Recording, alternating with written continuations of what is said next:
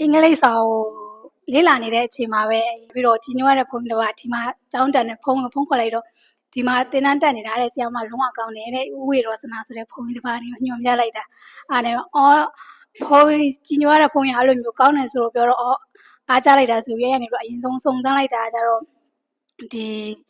online ဗီဒီယိုကလပ်ရှိတယ်တဲ့ဗီဒီယိုကလပ်တက်ရှိတယ်ဆိုအဲ့ဗီဒီယိုကလပ်ကနေဝင်ဆုံးဝင်ကျွမ်းလိုက်တာဒါပေမဲ့ဟိုဗီဒီယိုထဲမှာရှိတဲ့ဟာတွေကတော့အကုန်လုံးရှင်းတော့ရှင်းတယ်ဒါပေမဲ့တယောက်တည်းလုပ်တဲ့အချိန်ကျတော့လုပ်ချင်တဲ့အချိန်ရှိတယ်မလုပ်ချင်တဲ့အချိန်ရှိတယ်တိတ်ပြီးတော့မလုပ်ဖြစ်အဲ့နဲ့ပဲအော်အပြင်ဘက်ကို15ရက်ကိုသွားတက်ချင်သေးတယ်လို့နောက်ပြီးတော့အပြင်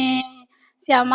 တင်ပုံတင်ကြီးလေးတွေလည်းဘယ်လိုမျိုးတင်လဲပါတည်လေးတည်ချင်လဲဆိုပြီးတော့ねတင်တန်းကို join ပြသွားတာပေါ့နော် join ပြပြီးတော့အခုလိုမျိုးတင်လိုက်တဲ့ခါကျတော့အရင်တော့ကတော့အဲ့လိုမျိုးအင်္ဂလိပ်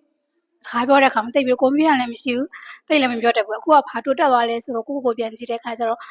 မေးတဲ့ခါမှာလည်း confidence ရှိပြန်မေးလို့ရပါတယ်ပေါ့နော်ဟိုမေးတဲ့ပုံစံလေးတွေပဲဖြစ်ဖြစ်နောက်ပြီးတော့ grammar ကြကြကိုမေးတဲ့ပုံစံအားဒီလိုပုံစံမှာလားပြီးတော့ပို့ပြီးတော့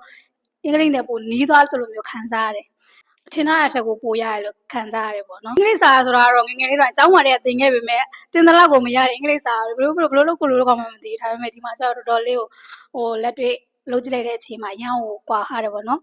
ဘယ်လိုပြောမလဲဒီညီမလေးနဲ့အတူသူနဲ့ကအတူထိုင်တဲ့ခါကျတော့ညဘက်တွေပါတယ်ဖုန်းခေါ်ပြီးဖုန်းပြောပြတယ်သူကျတော့ဟိုစကားပြောတဲ့ခါမှာလေ confidence ရှိသလိုအမှားရရဲ့မြဲပြင်ပေးတယ်ပို့ပြီးတော့အခုထက်လည်းပို့တော်တော့စကားပြောတာပို့တော့အဆင်ပြေတယ်လေ့ကျင့်မှုလည်းရတယ်လို့ပို့ပြီးတော့ပျော်ရွှင်မှုလည်းရရှိတယ်အဲ့လိုမျိုးဟုတ်ကဲ့ပါကျေးဇူးပါဟုတ်ကဲ့ကျေးဇူးပါ